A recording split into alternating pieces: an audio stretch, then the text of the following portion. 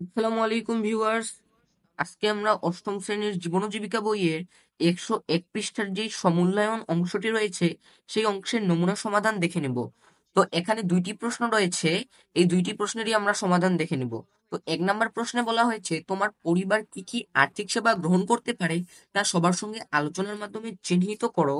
এই আর্থিক সেবা গ্রহণ করার একটি পরিকল্পনা তৈরি করো। আর্থিক সেবা গ্রহণের ভবিষ্যৎ পরিকল্পনা। তো এখানে একটি ছক দিয়ে দেওয়া হয়েছে। তো আমরা এখন এই ছকের নমুনা সমাধান দেখে নিব। তো প্রথমেই ছকে চেয়েছে আর্থিক সেবার নাম। তো আর্থিক সেবার নামে আমি দিয়েছি সঞ্চয়, বিনিয়োগ, বীমা এবং এমএফএস। তো তারপরে চেয়েছি আর্থিক সেবা গ্রহণের জন্য পরিকল্পনা। তো আর্থিক সেবা গ্রহণের জন্য পরিকল্পনায় প্রথমে দিয়েছি আমাদের মাসিক পারিবারিক আয়ের 10% সঞ্চয় করা উচিত এবং আয়ের কিছু অংশ বিনিয়োগ করা উচিত। এছাড়া ভবিষ্যতের জন্য বীমা সেবা গ্রহণ করা। তারপরে আমি যেই সেবাগুলো গ্রহণ করব এদের প্রাপ্য সুবিধা সম্ভাব্য সেগুলো আমি এখানে লিখব। তো নগদ সম্পদ নিরাপদে সংরক্ষণ করা যায়।